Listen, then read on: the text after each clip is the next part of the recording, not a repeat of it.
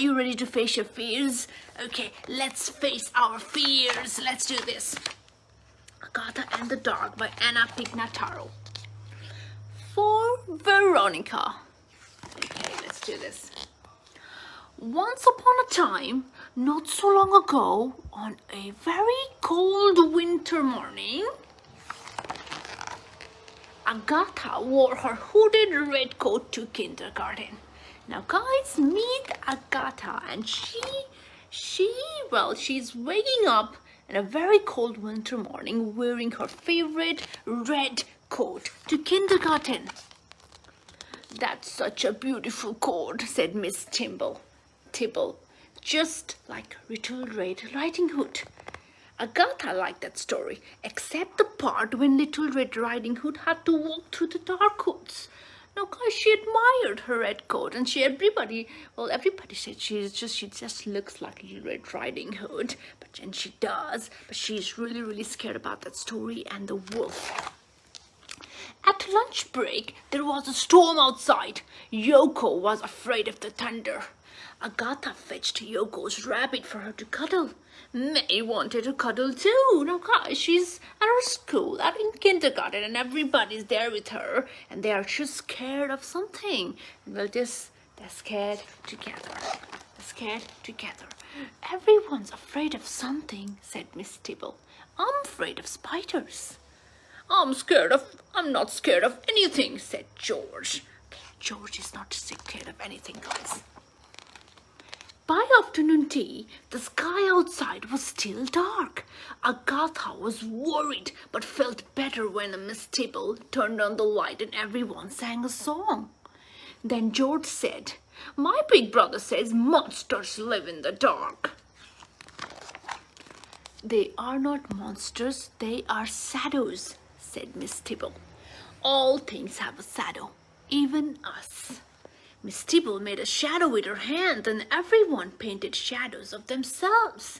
As you can see, they are not monsters, but they are shadows. And look at that. They all drew their own shadows, and they put it in a tree. How beautiful is that? How beautiful is that? Now, after painting, Agatha was tidying away the art smocks when the door closed behind her.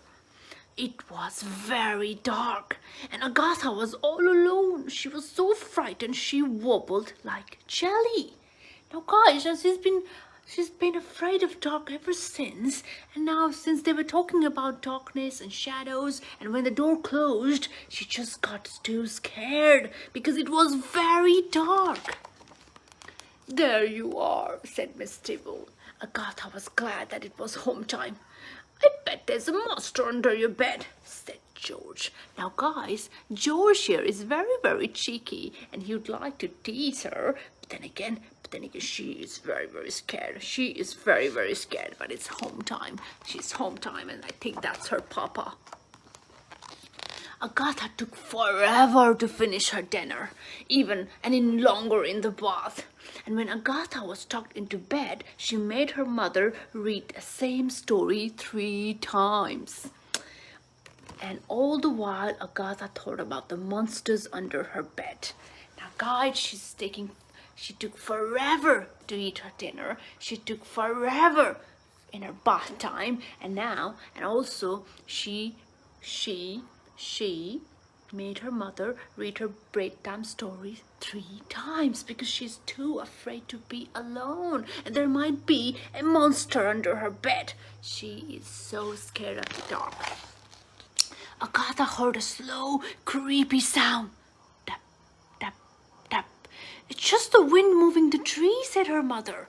Agatha wanted a big light left on and all her soft toys in bed with her. She was too scared to close her eyes. She was just too scared. And guess what? And to make things worse, she's just hearing sounds. But then again, they're all her flushy toys are with her, supporting her. But then again, she is just too scared.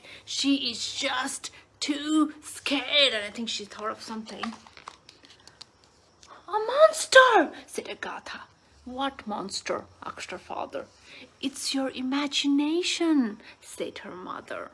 Then she asks Agatha to draw a monster from her imagination, a monster she would like to be friends with. Now, guys, she's been too scared. Now she wants some cuddles from Ma and Pa. And she just ran towards them, and she's like, "I'm so scared. I'm scared of the dark, Mom. I'm scared of the dark, Dad." And they are like, "Please, please, draw your monster so that you can be friends with her." She did, and her monster looks very, very beautiful. "His name is Sydney," said Agatha. "Sydney likes to drink milk and eat sprinkle cookies and read books and ride a scooter and make funny faces, just like me." "What a nice monster," said her father. "Very handsome," said her mother. Agatha yawned, and it had been a very busy day. It sure has been a very busy day for her, as you can see. But then again, Sydney is his friend, is her friend. And well, she doesn't need to be scared of Sydney, as you can see. And it's been a very, very busy day. And it was time for bed.